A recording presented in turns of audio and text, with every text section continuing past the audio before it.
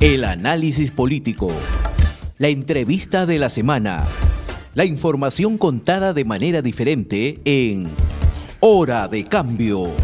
Desde estos momentos nos conectamos con el Perú en Hora de Cambio. Si quieres estar bien informado, quédate en Hora de Cambio. Imparcialidad, objetividad al momento de darte las noticias con Hora de Cambio.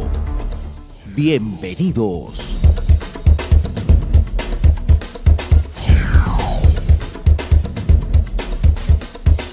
Ya estamos en comunicación con el doctor Martín Belaúnde Moreira, analista político en el campo nacional e internacional, ex congresista, ha sido decano del Colegio de Abogados de Lima y tiene una serie de méritos en su condición de profesional como también colega, también periodista, y vamos a dialogar con él. Doctor Martín Belaúnde, ¿cómo está? Muy buenos días. Muy buenos días, amigos de la Hora de Cambio. En primer lugar, les agradezco que me hayan invitado para compartir con ustedes mis pensamientos o los comentarios sobre la terrible, trágica situación de Ucrania. A ver, empecemos. Ya de la invasión es consecuencia, los antecedentes. ¿Cuál es el objeto, el objetivo que ha tenido Rusia? ¿Cuáles han sido las relaciones? Digamos, ahí tendríamos que partir después de la caída del muro de Berlín, cuando desaparece. Bueno, quizás la Unión Soviética, remontarnos un poquito antes. A ver. Ucrania y Rusia son países que están indiscutiblemente unidos. Ucrania, la zona de Ucrania, la mayor parte de la zona de Ucrania de ahora, fue parte del Imperio Ruso, ruso de los zares, que se desmoronó con la revolución comunista de octubre-noviembre del año 1917. Luego Lenin, a través de Stalin, que era el comisario de las nacionalidades, porque Rusia, el imperio ruso era considerado como una prisión de las nacionalidades, y había muchísimas. Entonces, Ucrania era lo que se podría decir una nacionalidad afín, como lo es Portugal respecto de España, o Cataluña respecto del resto de España, o el País Vasco respecto del resto de España, para darles a ustedes un ejemplo que sea fácilmente entendible. Pero cuando se formó la Unión Soviética, en la primera mitad de la década del 20, se hizo en base de lo que se llamó una unión de repúblicas, ese es el nombre, Unión de Repúblicas Socialistas Soviéticas, una de las cuales era Ucrania, que tenían teóricamente el derecho de independizarse. En la historia ni en los manuales rusos se dice que Finlandia, que era parte del Imperio Ruso, y que Polonia, que era parte del Imperio Ruso, simplemente optaron por no formar parte, no seguir siendo parte de ese imperio. Y Finlandia y Polonia se constituyeron, después de la Primera Guerra Mundial, en estados-nación independientes. Ahora bien, después de la Segunda Guerra Mundial, luego que Rusia emergió como uno de los tres grandes victoriosos, junto con Gran Bretaña y Estados Unidos, por cierto, que era la primera potencia mundial, recuperó toda esa zona, pero lo hizo dentro del esquema de la Unión de Repúblicas Socialistas Soviéticas. Incluso, vale la pena decir que Ucrania es miembro, junto con Bielorrusia, o Belarus, como ahora creo que se llama, es miembro fundador de las Naciones Unidas, igual que el Perú, el año 45. Pero, ¿qué cosa era? Era pues parte de la Unión Soviética. Y así lo continuó siendo hasta la crisis que tuvo la Unión Soviética a partir del muro de Berlín, a partir de la crisis del comunismo, y la Unión Soviética se disolvió.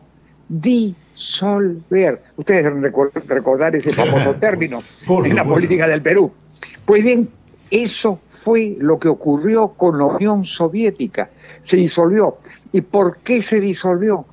Porque surgieron enormes tensiones nacionales dentro de las 15 repúblicas que formaban parte de la Unión Soviética. Y eso fue visible para todos.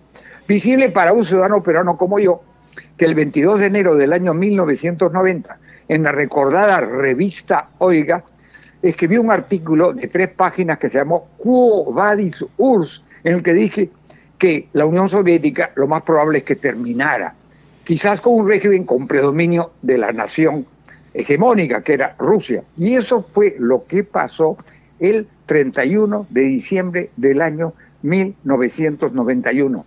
Entonces, Ucrania pasó de ser un Estado-nación, como es el Perú, como es Bolivia, como son todos los países del mundo, formalmente independiente, pasó a ser realmente independiente.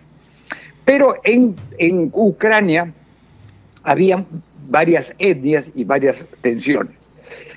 Antes de la disolución de la Unión Soviética, por los años 50, 60 del pasado siglo XX, Khrushchev, que era el líder indiscutido entonces, que era ucraniano pero étnicamente ruso, modificó algo el mapa interno de la Unión Soviética e incorporó la península de Crimea, que era parte de Rusia desde el siglo XVIII, le incorporó a Ucrania. Entonces, cuando Ucrania surgió a la vida independiente, Crimea era parte de su territorio. Pero ¿qué ocurría? En esa parte del territorio, la nacionalidad, los nacionales verdaderamente ucranianos que hablan la étnica ucraniana y que se distinguen entre ellos de los rusos, de la misma manera como nosotros nos distinguimos de los bolivianos, aunque somos muy parecidos en muchísimos aspectos, era una nacionalidad minoritaria dentro de Crimea. Entonces, Putin planificó y logró una sublevación de la etnia rusa en Crimea, que se proclamó independiente de Ucrania y pidió su anexión a Rusia, y Rusia, por supuesto, aceptó esa anexión y la incorporó a su territorio. Esa anexión de Crimea a Rusia nunca ha sido reconocida por la comunidad internacional, quizás por China, ¿no? Pero por el resto de los países de la comunidad mundial, de la comunidad internacional, no ha sido reconocida. Pero fue el primer zarpazo. Y luego han venido una serie de otros zarpazos, porque en las zonas orientales de Ucrania, vecinas a Rusia, hay minorías étnicas rusas que en esas zonas específicas, en una zona llamada Donbass, que está al norte de Crimea y vecina a Rusia, hay pues mayorías étnicamente rusas que se han proclamado independientes. Y entonces, lógicamente, Putin las está apoyando. Y Putin ha rodeado a Ucrania de fuerzas inmensas. Me van a permitir, quiero abrir una ventana porque hace un calor imposible. Espérense un instante, por favor. No se preocupe, mi estimado doctor. Estamos dialogando con el doctor Martín Belaúnde Moreira, analista político y quien nos está dando una visión histórica del problema. Nos parece. Pero ahora vamos a tener la visión real. A ver, vamos a ver. La visión no solo real, porque lo que les he dicho es perfectamente real, sino que frente a esa situación, Rusia ha apoyado a esas comunidades étnicamente rusas y los ha apoyado y les ha reconocido su independencia. Pero esto va a ser igual que lo de Crimea. Les reconoce la independencia para luego anexarlos a Rusia. Pero ha hecho algo más, pretextando que Ucrania podía entrar en la OTAN, ha realizado lo que se llama una guerra preventiva, algo que es totalmente violatorio del derecho internacional. Una guerra preventiva para apoderarse de Crimea. Estoy hablando mal, de Ucrania. Ucrania es un Estado independiente, es parte de las Naciones Unidas. Lo que ha ocurrido es una violación flagrante, abierta, de la Carta de las Naciones Unidas. Es una agresión en la que Ucrania, el ejército ucraniano, solo e indiscutiblemente muy inferior a las Fuerzas Armadas rusas, está peleando contra un enemigo vastamente superior en masa humana, en masa de ejércitos y en armamento de todo tipo, y superior también tecnológicamente, por mucho que en Ucrania también haya creo que han habido fábricas de armamentos muy importantes y fábricas de aviones. Entonces es el grande que quiere tragarse al pequeño. Hay que verlo desde esa perspectiva para que se entienda. Es el pez grande que se está comiendo, engullendo al pez pequeño. Ya, y entonces, eso es violatorio del derecho correcto. internacional. Ya, y dentro de este esquema, ¿qué papel juega Estados Unidos? ¿Qué tiene que hacer Estados Unidos en este problema? Bueno, Estados Unidos ha pensado en algún momento, nunca lo ha considerado así, pero nunca lo ha negado, nunca se ha negado a, digamos, a descartarlo, que Ucrania podría ser parte de la OTAN.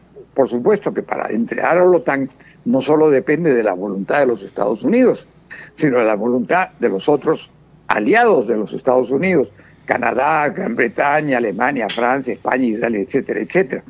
Ahora bien, cuando se deshizo la Unión Soviética, también se deshizo el aparato defensivo continental de la Unión Soviética frente a la OTAN, que fue el Pacto de Varsovia. El Pacto de Varsovia, que se llama así porque se firmó en Varsovia, tenía como socio mayor a la Unión Soviética. Pero cuando la Unión Soviética se desintegró, también se desintegró el Pacto de Varsovia, que era el enemigo, el adversario militar de la OTAN.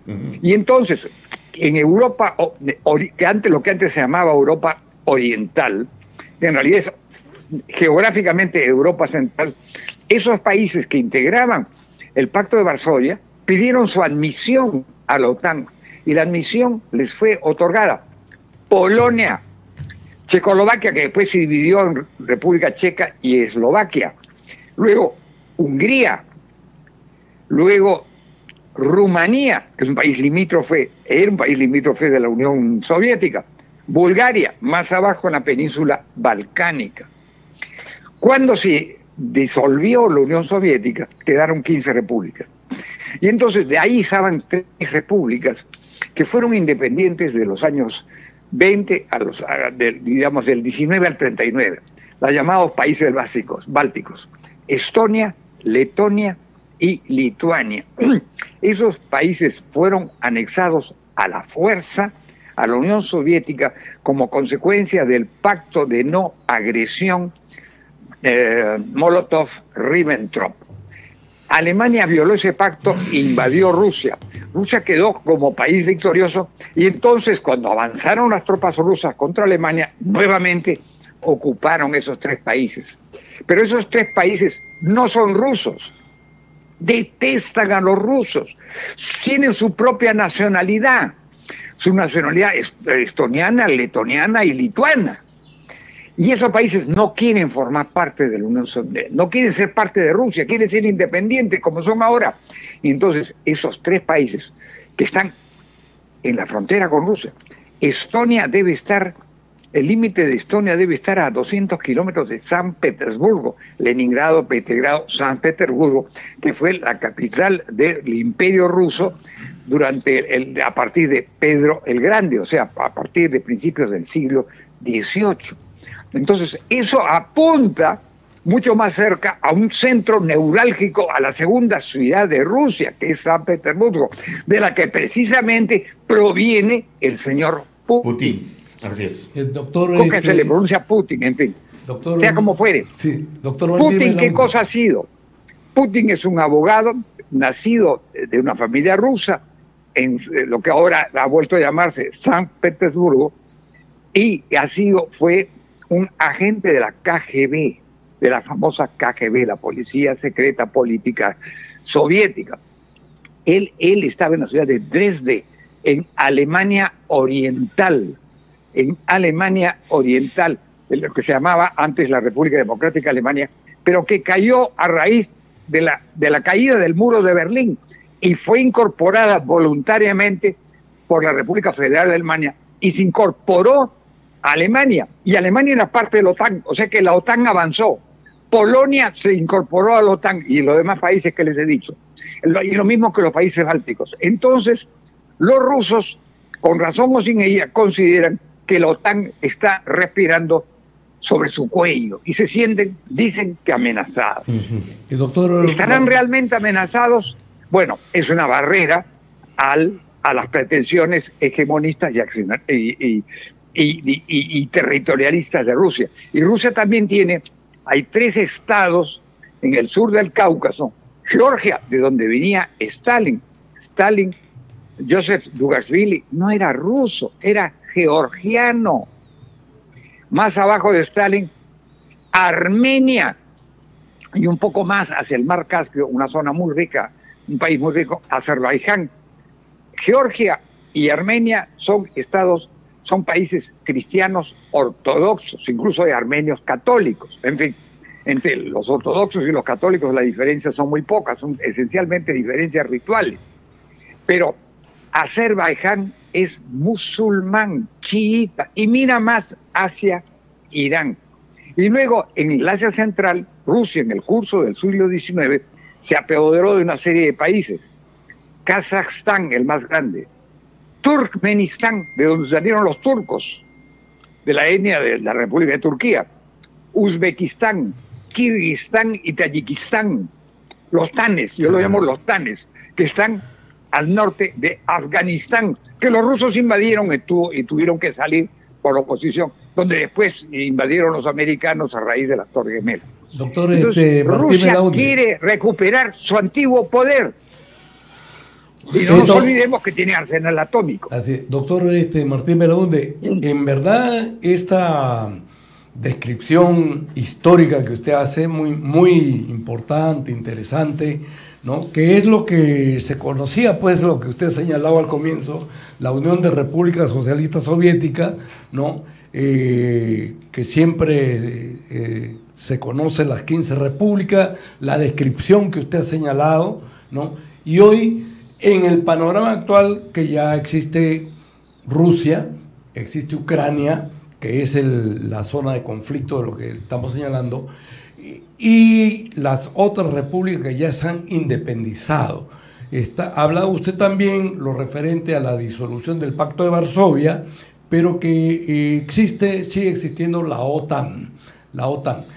En todo ese escenario que a partir del 68 ya pues se morona completamente, inclusive el 68 se llama la primavera de Praga, con la invasión de los rusos que invaden Checoslovaquia. Los rusos el año 56 invadieron Hungría. Y Rusia dominaba la mitad de Europa. Así es, invaden todo eso y entonces el malestar general porque siempre fue la imposición de Rusia hacia estos países, ¿no? Hacia los países balcánicos, hacia todos estos que conforman las 15 repúblicas, y por eso que a la disolución o a la caída del muro de Berlín se independizan una serie de estados y ya son completamente autónomos.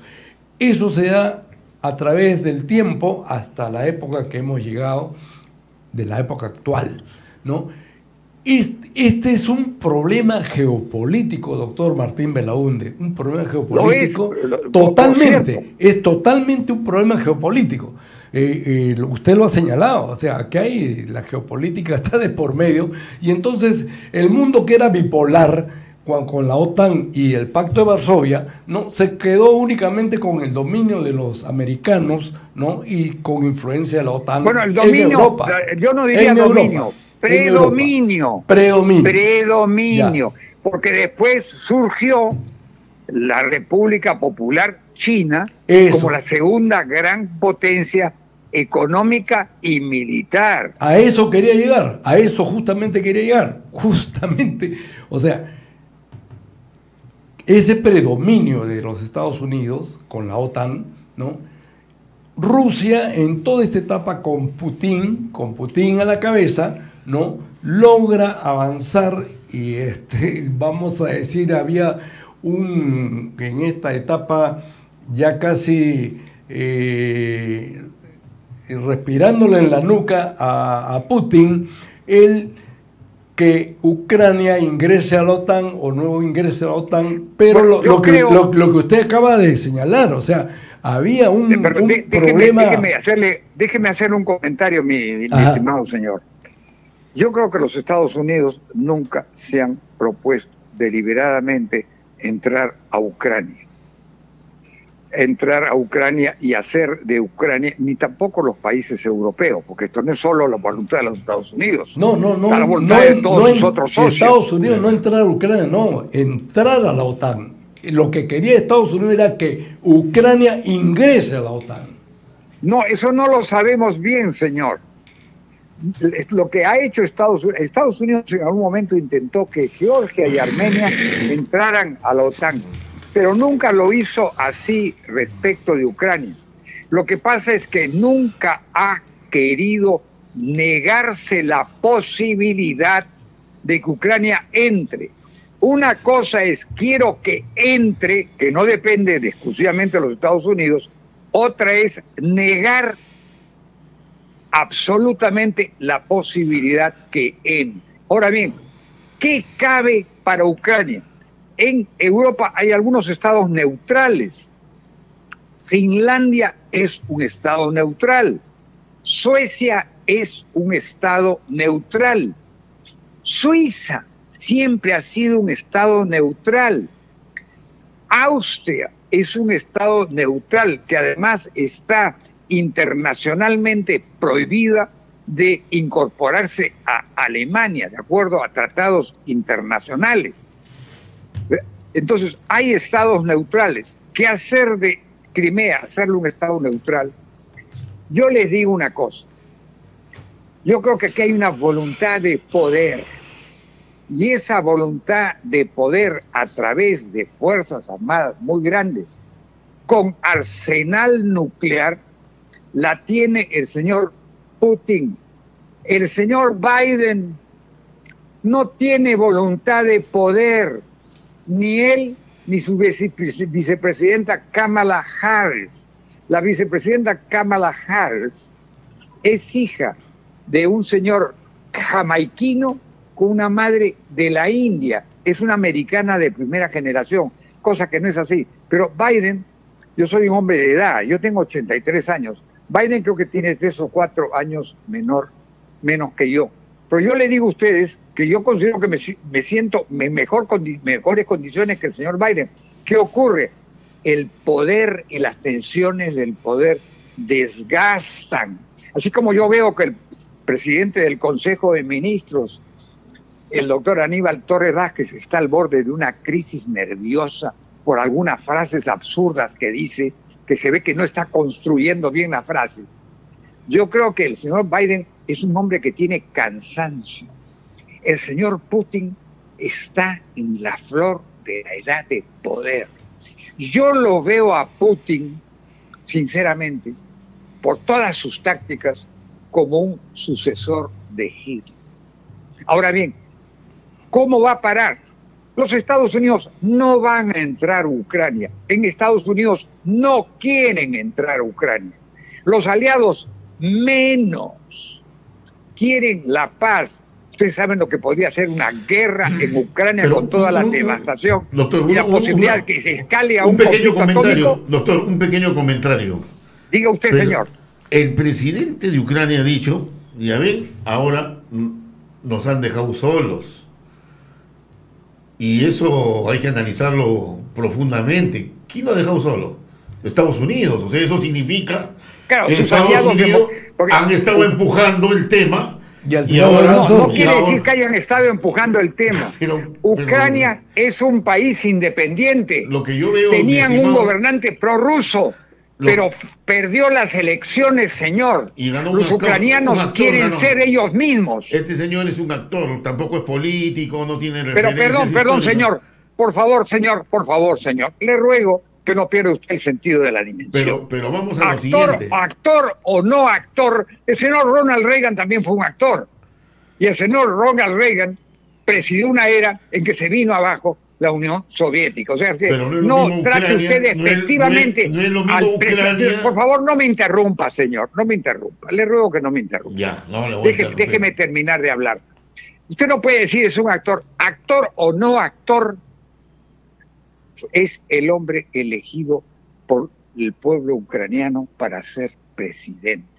Y el pueblo ucraniano, así como nosotros cantamos el himno, somos libres, seámoslo siempre, ellos también quieren ser libres.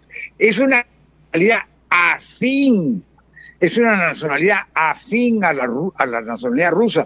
El primer Estado ruso se fundó en Kiev, pero eso fue borrado por la invasión mongólica, Genghis Khan, los tártaros.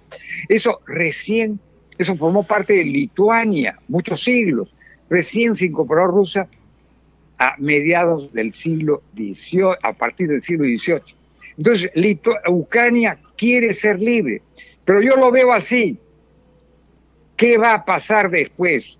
Yo creo que Ucrania ha caído bajo las fauces de Rusia. Rusia es un país agresor. Lo que ha ocurrido en Ucrania es una violación flagrante de la Carta de las Naciones Unidas, y las guerras de agresión están prohibidas por el derecho internacional. Pero las sanciones económicas no paran las agresiones. Tiene que haber, así como ocurrió en la guerra de Corea, cuando Kim Il-sung invadió Corea, que era el gobernante de Corea del Norte, invadió Corea del Sur, Estados Unidos le paró la mano y apoyó al Estado, y ahí tuvimos una guerra de Corea. Y eso no lo vamos a tener ahora. Esa intervención de Estados Unidos en Corea sí se justifica. Por supuesto que sí, señor. Por supuesto que sí, señor. Y diga la historia. Perdón, señor, yo le recomiendo, señor. Por supuesto, y le diré por qué se justifica. No me interrumpa, déjeme hablar. Yo le dejo hablar.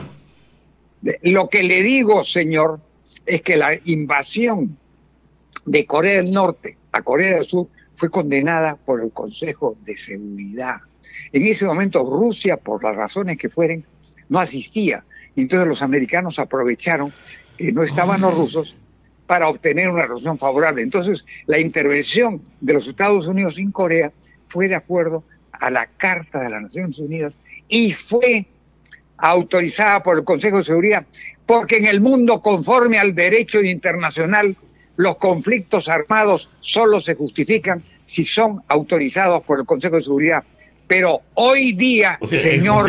El Consejo de Seguridad autorizó que se metan a Irán, Irak, que se metan a... No. En Irán no se ha metido nadie. Señor, lea un poquito la historia, por favor. Afganistán. Irán no se ha metido nadie. Los primeros que se metieron en Afganistán, lea un poquito la historia, Panamá señor. Tampoco se han metido. No, pues tampoco. No, quienes primero se metieron en Irán fueron los rusos. Los rusos. Fíjese usted, ¿ustedes me están entrevistando o están polemizando conmigo? Bueno.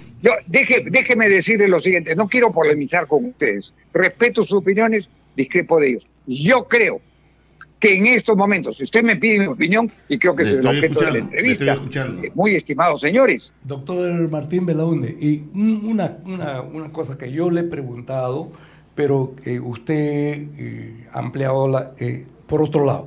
Yo le preguntaba en concreto respecto, este es un problema geopolítico, Lo es, pero también es un problema geopolítico. Pero también es el político, es un problema de la libre determinación de los pueblos. Exacto, ¿O usted cree que el pueblo ucraniano no existe? El pueblo ucraniano es libre. Por lo menos cerca de 50 millones de ucranianos. Esto es algo más. Tiene un aspecto geopolítico, pero hay un aspecto de la libertad de los pueblos. Y eso está garantizado en la Carta de las Naciones Unidas.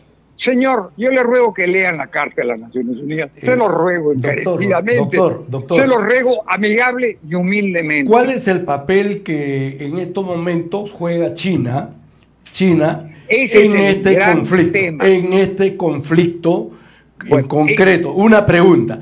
¿Cuál es el papel que juega China en el conflicto entre Ucrania y Rusia?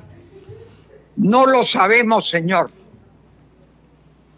Porque el diálogo entre China y Rusia, el diálogo entre Xi Jinping, que es el líder político indiscutible y vitalicio de la República Popular China, y el diálogo del señor Vladimir Putin, que también es el líder vitalicio de Rusia, no nos engañemos, por amor de Dios, es un diálogo secreto. Pero sí podemos imaginarnos que quizás los chinos le han dicho avancen, pero no avancen demasiado. Porque Ucrania es un país distinto.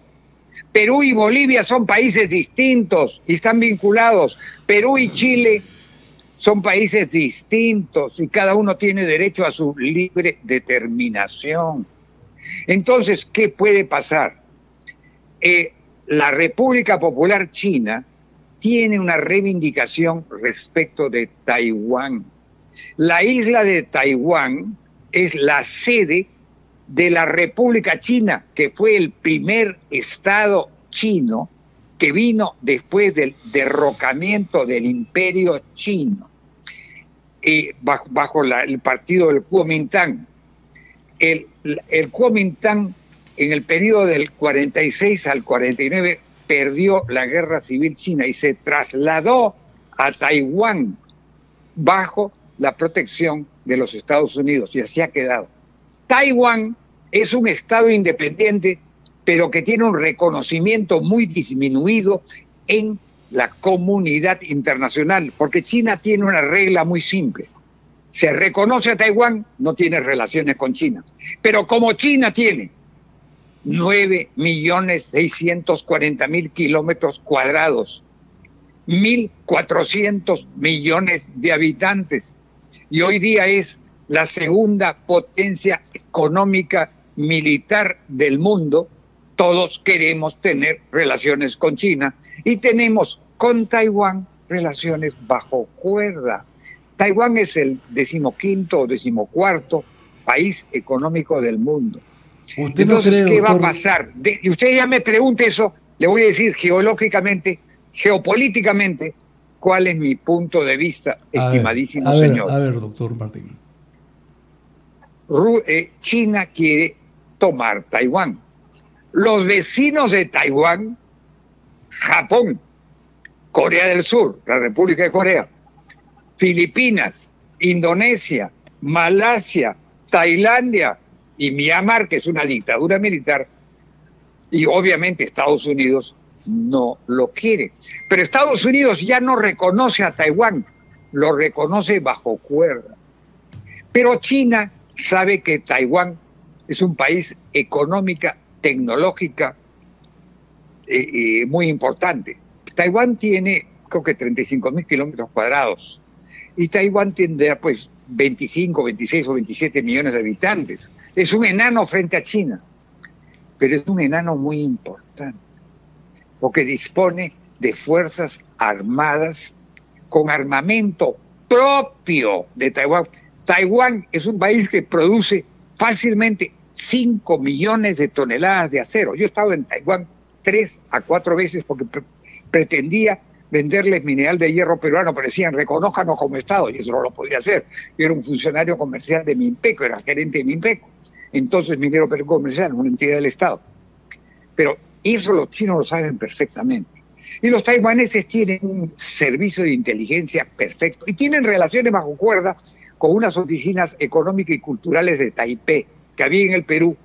Yo he visitado Taiwán varias veces. Entonces, ¿qué puede pasar? Les voy a decir mi adivinanza, mi mejor adivinanza, adivinador. Yo creo que en algún momento, no sabemos cuándo, el gobierno de Xi Jinping le va a decir a su homólogo de Taiwán, discutamos la forma en que ustedes se reincorporen a la República Popular China bajo un estatus parecido al que tiene Hong Kong. Porque Hong Kong es parte de China, pero tiene un estatus incluso distinto, porque es mucho más democrático. A China no se le puede llamar un país democrático en el sentido occidental de la palabra. Entonces, en algún momento van a haber negociaciones entre la República Popular China y Taiwán. No van a atacar porque los taiwaneses se van a defender. Y es una isla. No es lo mismo invadir un país vecino con quienes se tiene frontera territorial que invadir una isla armada hasta los dientes, que va a tener el apoyo de los Estados Unidos, el apoyo del Japón, y de la comunidad internacional. Entonces lo que van a ver son negociaciones internacionales. Muy bien, Esa doctor. es mi modesta adivinanza. Pero yo les dejo a ustedes otra pregunta, aunque yo soy el entrevistado. A ver, doctor. ¿Qué va a pasar con los países bálticos cuando Putin les diga salgan de la OTAN? Ese es el problema. Y en eso los enfrentamos. Doctor esa es la Martín, pregunta no resuelta. Doctor Martín Entonces Melonde, yo como entrevistado le hago una adivinanza les digo a chiquita ustedes nomás, mi querido muchas doctor. gracias por entrevistarme Una y por adivinanza darme la chiquita. oportunidad de dar mi opinión. Una adivinanza pequeñita nomás, doctor. Frente a este peligro que para Rusia significa y para China significa la OTAN, ¿puede haber una alianza estratégica entre China y Rusia, no a escondidas como lo sabemos, sino abiertamente, ¿no? Es probable que exista una alianza estratégica entre Rusia y China, como también la hubo entre China y Estados Unidos entre los años 70 y 90, que la inició el señor Henry Kissinger en su viaje a la China el año 69 o 70. Entonces, ahora hay un, no sé si alianza, pero entendimiento estratégico entre Rusia y China.